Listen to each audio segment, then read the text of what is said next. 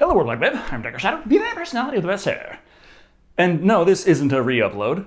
Some of you may remember I already reviewed a movie called Clown, the review of the Eli Roth film that is the most popular video on my YouTube channel, being the only one so far that has managed to get over 1 million views. But this clown movie is from 2019, and it isn't an Eli Roth film. It's a goddamn Asylum flick. That's right, a cheap and quickly thrown together movie with loose connections to something far, far more popular to capitalize on that. In the case of Clown with a backwards N, it came out just weeks before It Chapter 2, so you can guess what the aim was. Either way, it has next to nothing to do with this story. A small group of stupid teenagers make a series of stupid decisions and practically hand themselves to a psychotic killer clown, who is picking them off one by one, as disorientingly as possible. For reasons. Anyway, let's take a look at Clown with a backwards N and get this over with. We open up to a little backstory. Seems way back in the mystical ancient time of 1994. A circus came to small town Nevada. Well, only one thing to do: murder every single one of them circus freaks for no apparent reason. An entire clown family is massacred, and the hillbilly ne'er-do-wells have but one clown child left to take out. But Homer, he's just a kid, ain't he? You call that thing a kid? Ain't no kid. It's a murdering freak! The problem being, we never actually see anything that even remotely hints that the clowns were at all evil. Except possibly retaliation for this crap. As a full-grown, well-armed man is no match for a clown child, despite the family being easily gunned down just moments ago. Oh well, zooming ahead 25 years to present day, we are introduced to the teenagers, starting with Davy, played by Taylor Watson Supple, who is off from the rest of the group for an awfully long time. I thought your little brother just had to take a piss. Some pisses take longer than others. Which gives the chance for every other character to establish as quickly as possible that you are going to be rooting for the killer in this movie. Shouldn't be a mystery as to what Davy's doing anyway, as he's live tweeting the whole fucking thing. Yeah, everyone wants to go to that music festival right now, but Davy just can't pass up the opportunity to take pictures of every random piece of bullshit he finds. He's not responding to any of my texts. Most horror movies try to establish some kind of reason for a lack of communication, like the power went out, or communication wires got cut, or we just can't get service out here in the middle of fucking nowhere. But in this one, it's just the characters aren't going to let little details like the fact that they should obviously not try to get killed get in the way of them trying to get killed now.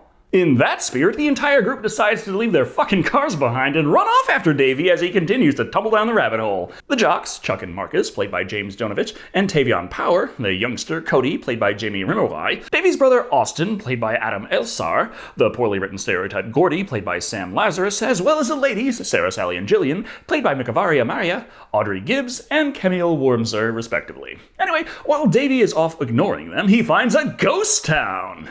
Or, a couple random buildings in relatively good shape, spare the excess of clown stuff everywhere.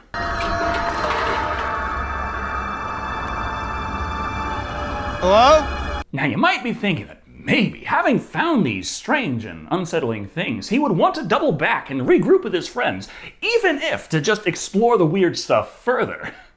Well, that's because you forgot how shit of a friend Davy really is. So he just continues exploring on his own, no matter how many strange noises he hears or how much stuff should seriously make him consider thinking about his safety at some point.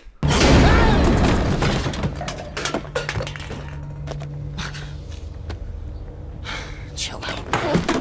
It's just a crazed man dressed as a clown who magically transformed into a traffic cone dressed as a clown who still managed to jump out and scare you. It's nothing to be too worried about. There's also this weird aesthetic decision that evidently the 1990s took place sometime in the 1950s, but never mind that for now. Davy has found the circus with cotton candy and even little people. You don't want the freak show to be offensive now. And a big, evil-looking door. You should be used to this by now. Of course, Davy doesn't fucking double back to his friends for any reason, instead deciding to just try to get inside. Well, tickets are required, and there just so happens to be a ticket booth just off to the left. However, looking in the slot just underneath. Oh, come on, Davy. You've been jump scared how many times? How is it still effective? He figures it's fine, that creepy clown guy was just that creepy clown doll, but oh darn it, he dropped his phone in there. Somehow.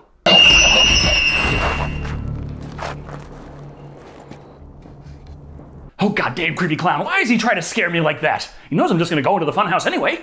Which he does, grabbing the ticket. He just can't wait to see what surprises are in store for him. Introducing our killer clown, Thoth, played by Dave Kleck. I like him already. Where are we? Davey!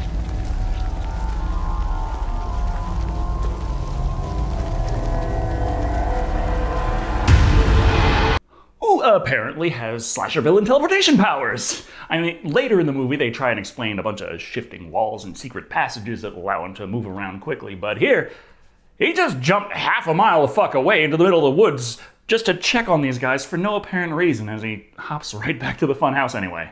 And we're back to just watching the group follow Davy's footsteps, exploring the ghost town and trying to pull some real life stuff in to scare us. Have any of you ever heard of the Nevada Triangle? Is that like the Bermuda Triangle? Kinda. I mean, except instead of the sea, it's off in the desert. And instead of it being a place to avoid at all costs, it includes the entirety of Las Vegas, so it can't be that bad. Okay, that's enough spoopiness for this scene. It's time to rush forth and try to find Davy. Making their way to the gas station from earlier, they find there is no reception. Why don't I have reception but you do? I downloaded the pages when we were lower down.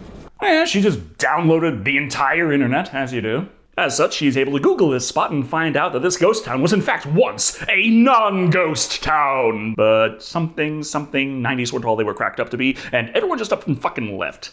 Now no one's allowed in anymore. Well, I did see a do not enter sign at the front of the road there. Why didn't you tell us, asswipe? Why don't the jocks seem to know how to read? I think we maybe should just keep looking for Davey. No. If he wanted us to come find him, he'd be live tweeting it, which we wouldn't be able to see anyway because there is no reception, except when there is, so we should just say fuck it and leave. Or rather, they can leave, but Austin here will look by himself.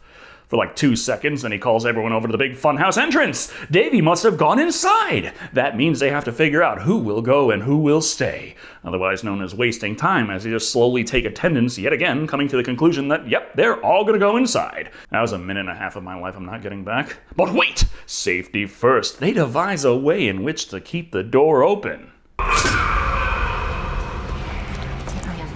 Which never comes up again. We don't even see if the knife in the door trick works or fails or anything. It just is completely ignored for the rest of the running time. And welcome to the motherfucking funhouse. This part of the movie, well, it sucks. We've got poorly lit extreme close-ups and disorienting cinematography, so don't ask me if they actually built different parts for this thing, because at the end of the day, they all look the fucking same. Anyway, a clown grabs one, so they must run, terrified of the predicament they have found themselves in. Hey, what was that thing back there? It was some kind of clown. A clown? It's probably just some funhouse hologram meant to freak us out. Yeah, those holograms that just fucking cop a feel. So they stop for yet another roll call as we decide who leaves and who stays. But what's this? Cody is missing! Oh well, they can use the service that they suddenly have to call the Funhouse hotline and leave a 1-star review. Yeah, we're here in your fun house, and we seem to be missing 2 members of our party. They're lost. I was wondering if you could... Oh no, the real horror of an overloaded voicemail system! Trying to call anyone, they find out that they can only reach the Funhouse helpline, which, ironically enough, is no help whatsoever for this Funhouse situation, so the jocks decide to say fuck it and leave. However, everyone else is galvanized to the need to find their lost friends. Wait, something's different. Where are we? Where's the exit, man? But whoopsie daisy, the labyrinth has shifting walls and closed off the exit, making it completely impossible to escape. Much like my attempts to avoid the asylum. They could try to double back and meet up with the group again, but nah, that'd be wussy. The other group is making marks, though, in an attempt to make sense of the maze. At least it clues them in that they're going around in fucking circles. But what's this? They spot the clown and wonder who could it be? A janitor? A homeless guy? I bet he's a psycho cannibal. As usual, the geek is the smartest one in the group. As the clown is making it clear that Gordy is absolutely right about that, they try to contact 911, but oh darn it, service is down! Again. Or sorta. Well, there's only one hotspot, and it's called Clown Child. And it has a password. Give Lunette a try. The Wi-Fi never comes up again, and we have to watch as the clown beats the crap out of the screaming sack that sounds just like Cody.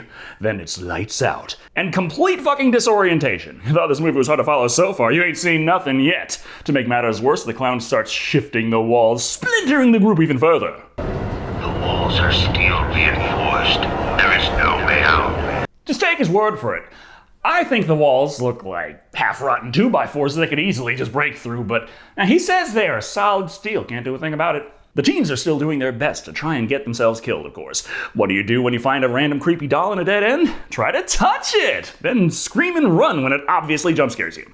Oh, by the way, Davey's still alive. Old Thoth has him tied up and everything, but he's still kicking. Anyway, enough of that. Gotta keep switching between people at random so we have no fucking idea what's going on. Gordy is doing his best to get out, at least. Let's think like gamers, okay? We already passed an arrow and went the opposite direction of where it was pointing, so if we look enough, we should find a bonus chest filled with loot somewhere around here. Running down the first path they see, we jump back and forth, and another one of them gets kidnapped, I think, and we're back with Gordy.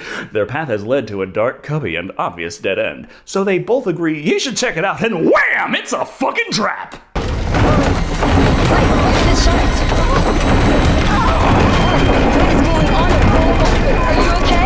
Yeah, I always scream and flail around when everything's perfectly fine. Lemmy, you just got bamboozled.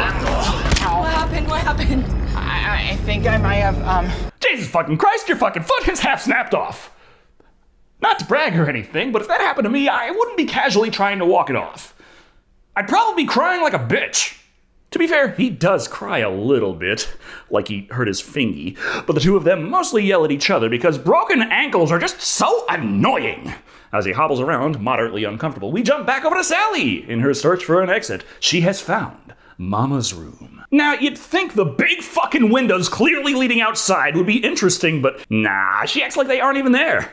Matter of fact, she seems to have had a complete memory wipe of the entire movie so far, as she has absolutely no input whatsoever, other than to react to the goings-on in the most basic way possible. What is this? A baby calling for a mama? Well, I better go find it. Look at that, it's a creepy-looking doll. Me, Mammy. I love you, Mammy. Just a reminder, several of your friends are dead and you just witnessed one of them being bludgeoned to death, so maybe try not to act stupid for just 1 minute. Some fucking how, through the power of big levers, the clown is able to command every last doll in Mama's room to go forth and eat the woman, bite down and drain her blood. She does manage to get out shortly, but man, those porcelain teeth sure do smart, and she faints shortly after. Oh yeah, but what about Jillian? Got kidnapped and all. Well, she's there with Davey now, and kudos to Camille for actually acting like she's putting up a struggle here. Those half-assed knots they use for those tiny bindings are clearly failing to do their job, much to the clown's chagrin. But never mind that. It seems too important to the plot. Let's check out what the jocks are up to. Ooh, bro. Oh, you gonna drink that? Come on, I gotta drive. They might be completely failing to escape, showing absolutely no care for the safety of their friends, and dicking around the clown's personal belongings, but that doesn't mean that Chuck is irresponsible now. But that's nothing peer pressure can't change, and they partake in the mysterious clown liquid. Because, as we have noted, they're morons. Chuck figures that the bedroom must be somewhere near the front door, but it is instead near the clown, so they must run. But why run? They're jocks! They can kick his ass! But oh darn it, everything's all dark and the only way out is that obvious trap with the arrow pointing at it. Come on, I think we can get through here. Where are you? You know, it's times like this I really regret retiring the forehead slap because, dear God! Austin, however, has been spending his time crawling through the air ducts like a good action hero. Discovering a slingshot, he figures, it can't be any worse than what we've been trying. Anyway, let me rip some wires out at random and start collecting loot for Act 3. Back with Gordy and Sarah, though, they've found the Tunnel of Love, which means no more complaining about that damn broken ankle. You're gonna be able to walk soon, right? I'll have to when the ride is over. Yeah, let's think about this like gamers. He sat down for a good 10 seconds, so he should be fully healed by now. But this ride is too jump-scary. Thus, they decide to just walk anyway. But this Jack-in-the-Box is beeping, so let's open it? Jack-in-the-Boxes are everywhere. Jack-in-the-Boxes are everywhere. Revealing a Jack-in-the-Box. This killer's not even trying anymore. Except for the giant Jack-in-the-Box filled to the brim with dead Marcus, scaring them enough for the clown to grab Gordy and spray him with seltzer. Well, at least he's using the clown theme. No bother, Sarah spots Austin in the vents and they can catch up on things. The clown killed Gordy. Oh, that's what that was? We went from being smashed to death with a hammer and spun around until all of your bones break to spraying with a little water. Oh, was Gordy one of the aliens from Signs? Austin's like, well, keep a stiff upper lip. I'll keep venting and hope for the best. But, oh, darn it, she gets captured by the clown mere seconds later. Tossed into the couch with the others. We see that the clown does not intend to kill them. At least not yet. No, they must suffer a fate worse than death. He forces them to watch this fucking movie! As their brain cells die one by one, Thoth slips away into his room. Not his bedroom from before, his other room where he keeps his mother's skinned face.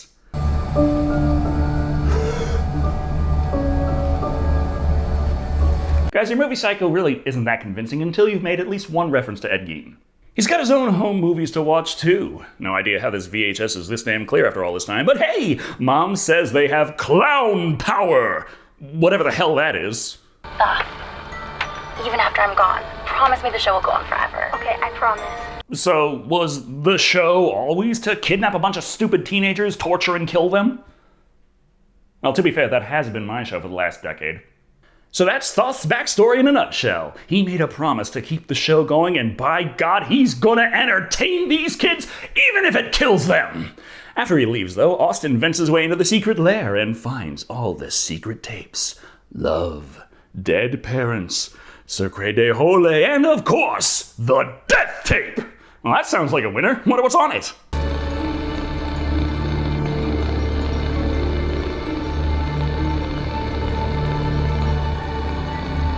Okay, now I'm just wondering who the hell was the third party that recorded that. Was it the same person who edited it later with the little shots with the sense of cinematography? Well, that's going in the collection. But wait! Austin just now noticed the very disgusting and very pungent dead mother face.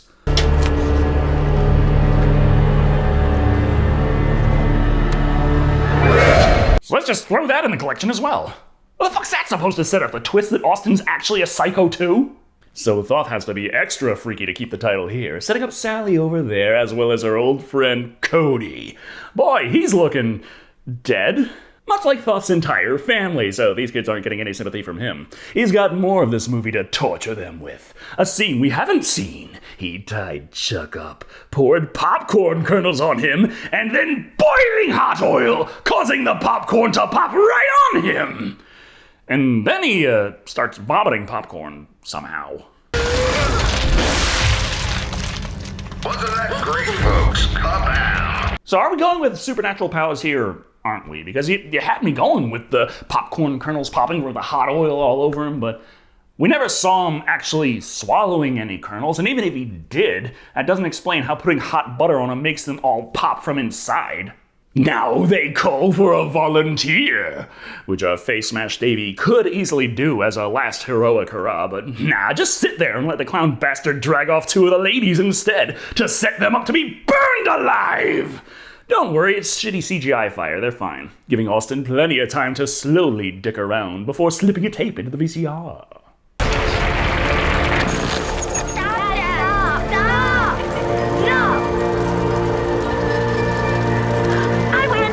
I'll just assume that tape was the one labeled convenient to the plot. But Thoth doesn't come to his senses, just run off immediately, instead of checking the VCR for some intruder who might just so happen to be untying everyone and screwing up the clown's whole murder spree.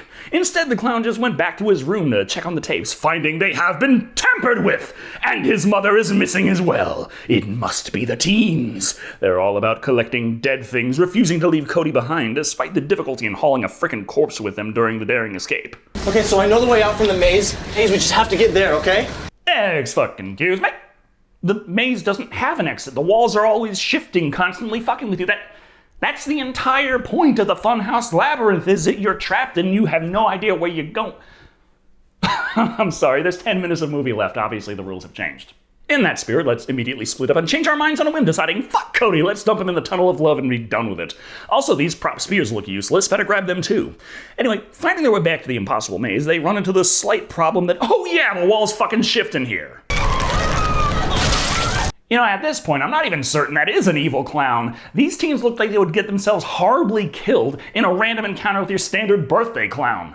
This is the same room we came through when the lights shut off. Hold on, okay, hold on. I have the map, and I just need a second to figure it out. For the love of the walls shift! They literally just crushed one of you! Don't tell me you still didn't notice! That didn't kill her, though. No, that would be the random mirror explosion seconds later.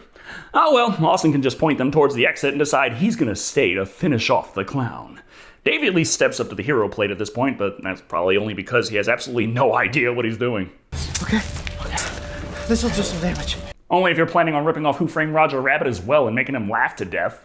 Surprise! The slingshot does fuck all to defeat the killer clown, meaning Davey has his throat slashed, and Austin gets smashed with a hammer so hard his guts go flying out of his body. Okay, tortured them and all, still alive. May as well leave so Austin can crawl over to Davey and have a little heart-to-heart with the man before he dies. I'm gonna finish this, bro. I'm gonna finish this. I'm gonna go back to that couch and turn this fucking movie off. Rather, Austin just shakes off the whole disembowelment he just experienced and runs forth into the burning funhouse to take on the clown, wearing his mother's face for no apparent reason, as they never actually see each other again. The place is just burning down. Hey, remember that fire? Well, the editor just did, and it's gotten bad. But looky here, Austin, using the power of shifting walls, encloses Thoth in the flames, killing them both in the fire. That would have killed them both without that little step anyway. The end. Allowing the two ladies to survive and flee the area. Good thing, too, they can get both of their cars back, so this isn't a total wash. Anyway, that was Clown with a backwards N. Ugh. I'm having to remind myself that the Asylum is capable of better than this, because, dear God, this is a tough one to sit through. Unlikable characters, wooden acting, and confusing cinematography make it just about impossible to get invested in it. I think the main reason I didn't just turn it off halfway is honestly because watching movies is my job. Now, with almost any cinematic abomination, there are a few things here and there that weren't terrible. Thoth, for instance, wasn't bad. Dave collected a decent performance, which comes through when the camera stops doing shaky cam close-ups long enough for you to see. Clearly, the most entertaining character throughout the entire movie, but that wasn't a tough task to achieve. This isn't like a Freddy Krueger charismatic killer situation. This is a good performance paired against a gaggle of annoying asshats with an unhealthy obsession for offing themselves as ridiculously as possible. A clown-themed horror movie works well for that goal, but another painful fact about this is that there really wasn't all that much variety either. Outside of one or two examples, most of all of the events in the funhouse were poorly lit, extreme close-ups, and shaky as all hell. Props to the film crew for toughing out a shoot that looks like it took place entirely during a Californian earthquake, but that really didn't help the final product. So for every good point in the movie, there are at least 10 drawbacks or disappointments at squandered potential. Ironically, the funhouse stripped almost all the entertaining quality from the film that could have been there, coming in at 1 dead relative out of 5. It could have been a 2, or maybe even a 3 if I could actually, I don't know, fucking see something once in a while. Thank you all for watching. I've been Shado. And remember, download the entire internet, just in case.